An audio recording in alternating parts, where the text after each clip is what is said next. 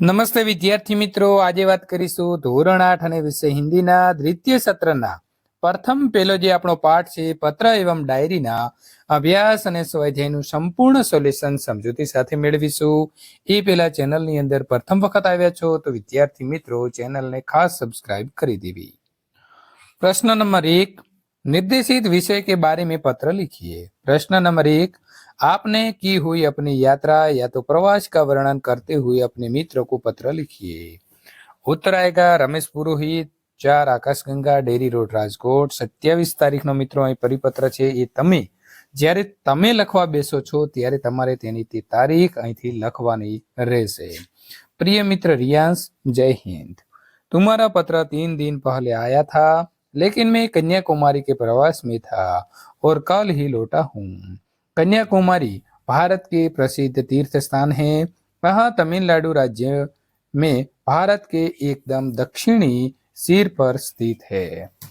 हम Dadar Madras express train से चेन्नई पहुंचे. हम वहाँ के मीनाक्षी होटल में ठहरे.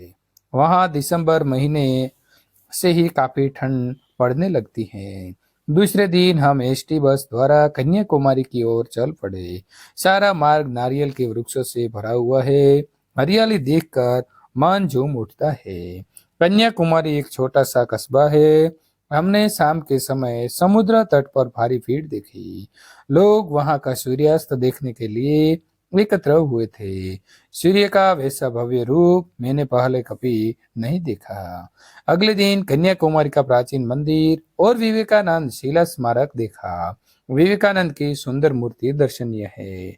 हमने कन्याकुमारी के बाजार से शंख और सीपों से बनी हुई कुछ वस्तुएं और एल्बम खरीदे. कुछ चित्र में तुम्हें भेज रहा हूँ. शेष कुशल है. अपने माता पिता से मेरा प्रणाम. तुम्हारा मित्र विनय. प्रश्न नंबर 2, बीमारी के अवकाश के लिए कक्षा शिक्षक को पत्र लिखिए. तो आपको यहाँ अपना एड्रेस लिखना है और दिनांक भी आपको लिखना है. आदरणीय गुरुवर, कक्षा 8ब. कल शाम मुझे जोर की ठंडी लगकर बुखार आ गया. डॉक्टर को दिखाया. उन्होंने बताया कि ये मलेरिया बुखार है और उसका कुछ दिन तक ठीक ढंग से उपचार करना होगा. स्वस्थ होने में कम से कम 1 सप्ताह तो लग ही जाएगा. अतएव आपसे प्रार्थना है कि मुझे 1 सप्ताह का अवकाश प्रदान करें. इस बीच मेरी पढ़ाई का जो नुकसान होगा मैं स्वस्थ होते ही उसकी पूर्ति कर लूंगा. आपका यज्ञकारी शिष्य. आपका नाम लिखना है और आपकी कक्षा 8 लिखनी है. प्रश्न नंबर 3, अपने स्कूल की किसी समस्या के बारे में प्रधानाचार्य को पत्र लिखिए. तो हाँ, हम लिखेंगे श्रीमान प्रधानाचार्य, आपके स्कूल का नाम, आपकी सिटी या तो गांव का नाम और आप दिनांक लिख सकते हैं. विषय विद्यालय के पुस्तकालय में विज्ञान और वैज्ञानिकों से संबंधी पुस्तकें न होना. आदरणीय गुरुजी, सविनय निवेदन है कि हमारे विद्यालय के पुस्तकालय में साहित्य की पुस्तकों की भरमार है. एक एक लेखक की कई कई पुस्तकें हैं. इन पुस्तकों में कविता, कहानी और उपन्यास आदि रचनाएं हैं, परंतु विज्ञान से संबंधित पुस्तकें नहीं हैं. वैज्ञानिकों की जीवनी संबंधी पुस्तक तो एक भी नहीं है. ऐसी पुस्तकें पढ़ने से बहुत प्रेरणा मिलती है. वैज्ञानिकों के अनुभव विज्ञान के प्रति रुचि जगाते हैं. पुस्तकालय में उनका अभाव बहुत खटकता है. आशा है कि आप इस अभाव की पूर्ति पर ध्यान देंगे. आपका यज्ञकारी शिष्य सुधीर. तो हाँ, आपका नाम लिखना है और आपकी कक्षा लिखनी है. सोचिए और लिखिए.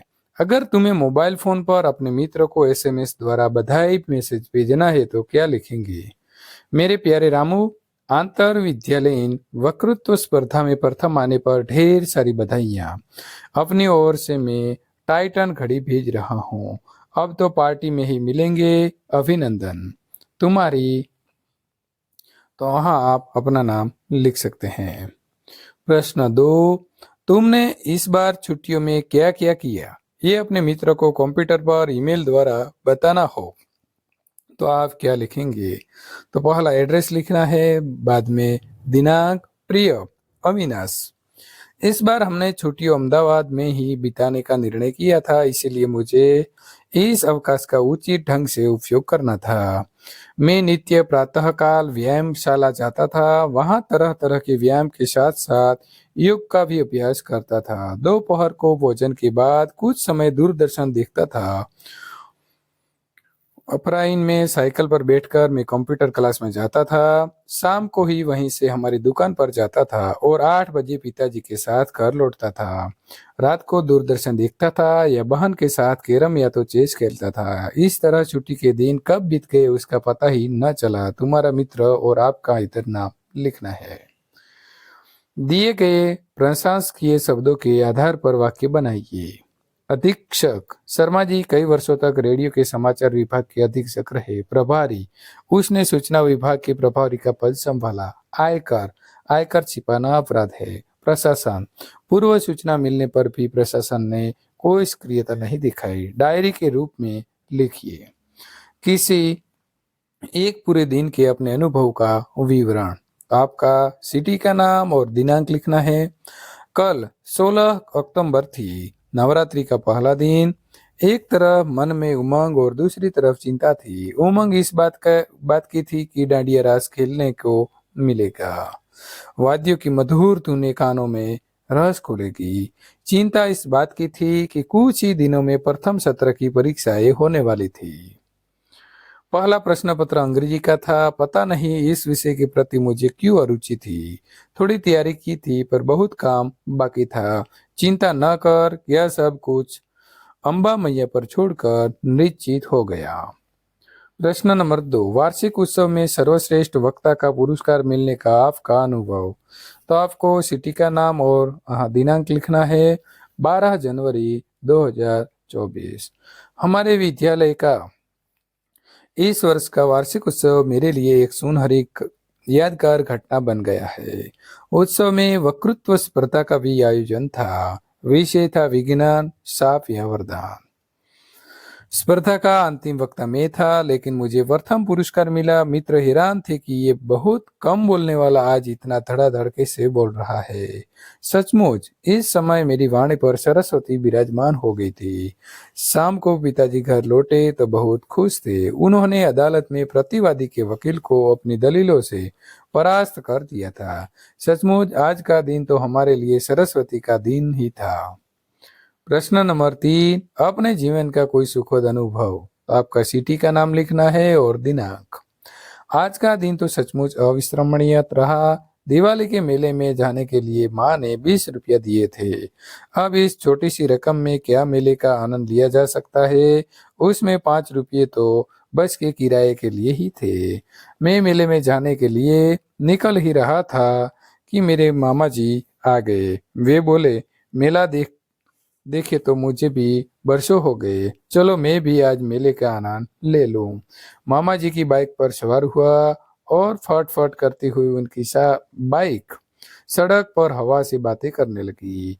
मेले में हमने खूब आनंद किया, समोसे खाए, लस्सी पी, गुलाब जामुन का स्वाद लिया, फोटो खिंचवाए, निशानेबाजी में इनाम जीता और चरखी पर बैठे। हाथी की सवारी का भी आनंद लिया। इतना सब आनंद लेने के बावजूद मेरे 20 रुपये जैसे के तैसे जेब में पड़े रहे। मेले में घूमने का वो सुखद अनुभव शायद ही कभी भूल पाऊं। उसका श्रेय मामा जी को है। पत्र एवं डायरी। पत्र का हम अब स्वाध्याय सॉल्यूशन करेंगे। प्रश्न नंबर 1, नीचे दिए गए डायरी के अंश का अपनी मातृभाषा में अनुवाद कीजिए। विद्यार्थी मित्र, आप वहाँ बुक में से देखकर ये मातृभाषा वाला ये जो पूरा पैराग्राफ है वो लिख सकते हैं। तो आप इंग्लिश में लिखना चाहते हैं तो अभी इंग्लिश में भी आप वहाँ से लिख सकते हैं और साथ साथ हम गुजराती में भी लिखेंगे। विद्यार्थी मित्रों, आज तारीख 10 ઓગસ્ટ 2024। રાત્રે ઊંઘ આવતી નહોતી, આનંદનો પાર નહોતો।